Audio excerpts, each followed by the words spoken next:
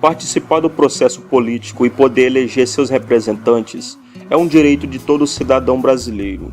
No entanto, a grande maioria da população vota em seus candidatos sem a mínima noção de como funciona o sistema político em questão. Como sabemos, o Brasil é uma república federativa presidencialista.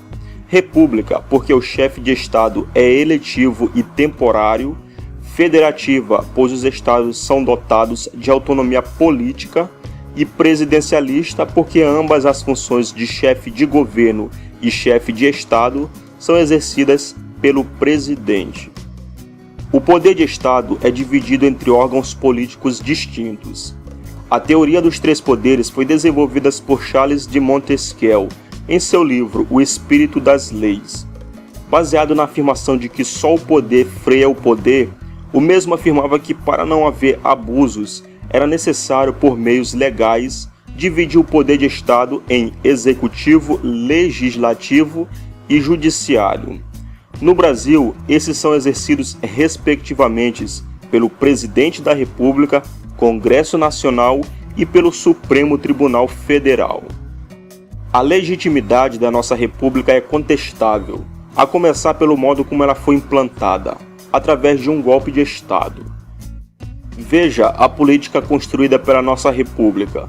Além de projetos absurdos que chegam às pautas parlamentares, sem mencionar os que são aprovados, tudo é um jogo de poderes, sem o instrumento da voz do povo nas decisões. Pratica-se uma democracia velada, amparada somente pelo voto, ainda que corrompido como demonstra nosso sistema eleitoral. Apenas 35 dos nossos 513 deputados foram eleitos diretamente. Conforme determina a Constituição, nas eleições proporcionais, que são aquelas para deputados e vereadores, o eleitor não vota em um candidato, mas numa lista proposta pelo partido político. Não existe corrupção só nas repúblicas. Seria mesmo rude dizer isso. Como sabemos, este mal está presente em todas as formas de governo. No entanto, por termos uma estrutura institucional fraca e um cidadanismo corrompido, nossa atual forma e sistema de governo fazem do Brasil um lugar perfeito para a disseminação desse mal. Para que uma república funcione, já dizia Maquiavel, o caráter e a honestidade de um povo devem ser rigorosamente elevados. Triste saber que o jeitinho brasileiro, a corrupção e a ignorância política parecem estar presentes como regra em nossa sociedade. O povo, de consciência política pobre, acaba por sofrer triplamente de pobreza, tanto mental quanto econômica e institucionalmente. E o Estado, governado por aqueles que se interessam por política, persiste nesse ciclo vicioso, corrompendo todas as esferas do poder. Das 44 monarquias existentes no mundo, somente 6 são absolutistas, cerca de 13,6% do total. Dos 10 países mais democráticos do mundo, 7 são monarquias. Os melhores índices de liberdade de expressão, felicidade e democracia estão nas monarquias.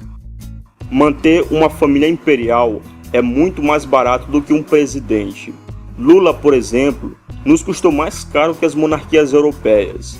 Segundo dados do governo federal, de janeiro a setembro de 2006, a presidência da República custou 288,6 milhões ao contribuinte brasileiro, ou 165,1 milhões à época.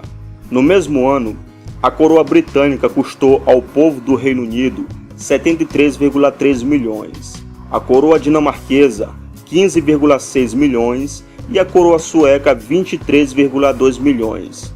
Isto é, somadas, as três gastaram juntas em um ano quase 32% menos do que o governo brasileiro gastou em 8 meses.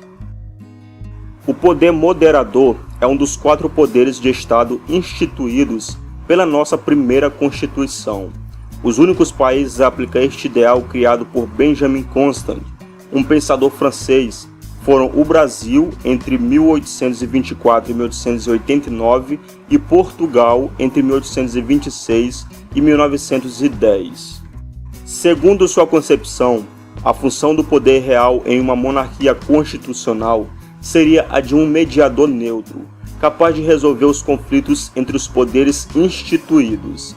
Isso significa que se houvesse alguma séria ameaça à estabilidade institucional, atentado à Constituição ou algum esquema de corrupção por parte do parlamento, o imperador tinha como intervir. Isto pode se dar por 3 formas: dissolvendo o parlamento e convocando novas eleições, demitindo os políticos envolvidos ou simplesmente mandando embora o primeiro-ministro.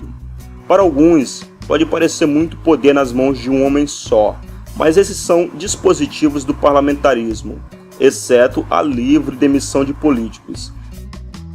Fora sua função moderadora, um rei é como um diplomata. Ele representa a cultura de seu país, negocia acordos entre nações, media conflitos, entre outras coisas. É um embaixador de alto nível. O chefe da Casa Imperial é por direito o imperador do Brasil.